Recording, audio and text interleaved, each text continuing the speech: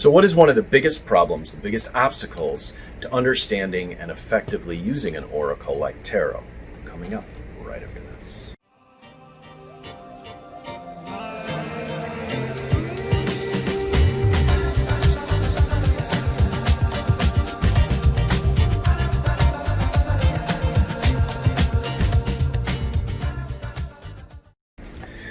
Good afternoon, this is Lucky Links. I've got a concept here that I don't think anyone is really discussing, and that is the limitation of our understanding of an archetype that actually gets in the way of us really seeing how to use an oracle effectively.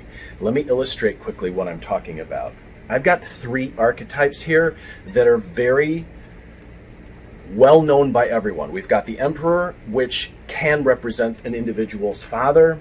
I've got the Empress, which can indicate an individual's mother, and we've got the Lovers. Now, those 3 seem to be pretty straightforward, right? Father, mother, lovers.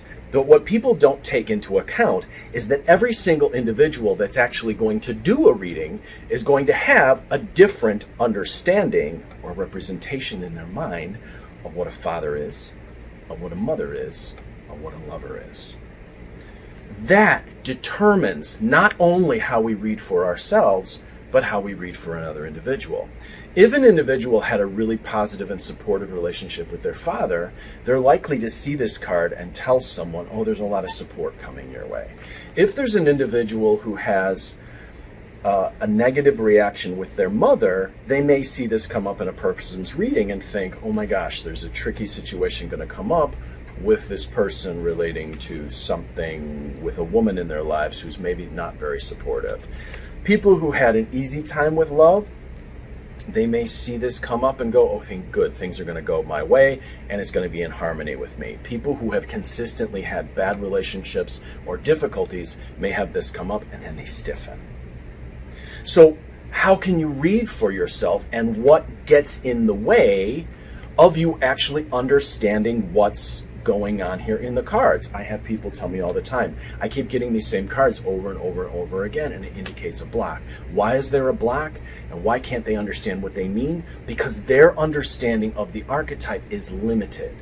Einstein said something to the effect of, you can't use the same way of thinking to get out of a problem that you got into the problem. And I'm paraphrasing that, but that's really the point of this whole video. If you've got yourself into a tricky situation, or your thinking is limited to begin with, and these cards are coming up representing those limited understandings or those limited ways in which you approach things, well, you're still going to stay stuck, which is why people get in the same loop over and over and over and over again with tarot, and they can't move past it because the same methods of thinking,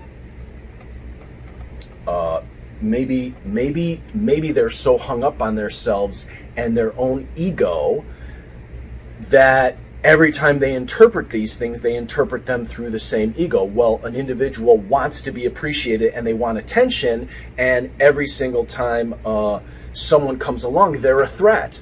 Well, this person may not see that everyone coming along is a threat because of their own ego. You see what I'm saying? So the type of thinking that we use to get us in these jams quite often usually can't get us out of these jams, which is why we get stuck when we read these things over and over and over again. So what do you do in that case? I don't have an easy answer for this one. I don't have a quick technique to show you with the tarot to say, hey, this is how you break out of it. When that's happening, when you find yourself stuck, it's time to actually look at the habitual pattern that actually got you there. Now, some people say that you can do it with shadow work, but the problem with shadow work is that you're more likely to actually employ the same kind of tendencies and thinking to the shadow work that you employed to get you in the situation that got you stuck to begin. It can be done.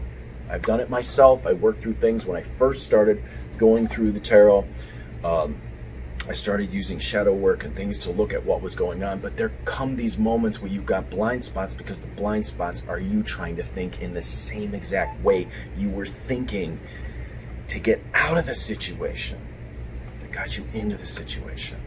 Well, what do? Well, when the machine and the processes of the machine are going in a loop and they're stuck, you have to throw a wrench in the machine. That's usually when you got to bring someone else in, or you got to have an outside view of the situation to help you see it.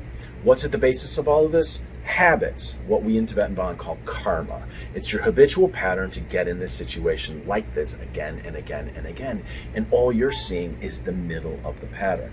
Now, sometimes you can see how your ego gets stuck in a pattern like that using tarot, and then if you can spot that, you go, okay, good, I can at least spot that.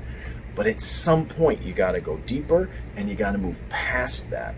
So remember this. If you find yourself stuck in a situation where you are going over it again and again and again and you can't get out, it may be that you're using the same kind of thinking that got you in that situation, and that same kind of thinking can't get you out. If you had a bad relationship with your mother, it may be very hard to understand nurturing or how to nurture yourself or how to care for yourself to get out. So you see, it becomes a sort of self-fulfilling prophecy and a self-reinforcing problem.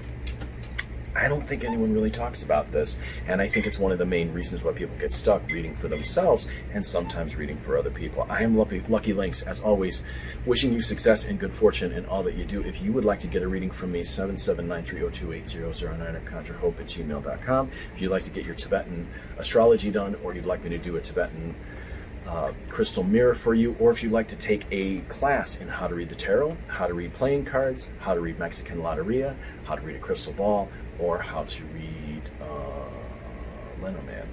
I got five different, but I've actually got beginnings and advanced in some of those. So if you want to take any of those classes, or you want to get a reading from me, your Tibetan astrology chart done, or a Tibetan crystal mirror, contact me, 77930280009 or conjurehope@gmail.com. I'm also going to put my website. I've recast my website. If you want to take a look at my website and see what I'm offering, I'll put the link in the thing below. If you like these videos and they're giving you something to think about and you want to donate to support to keep them coming, I'm going to put my PayPal and my Venmo link below as well. You guys have a fantastic day. Remember, sometimes you get stuck because you're trying to use the same thinking that got you in this situation, that you need a different kind of thinking to get you out of.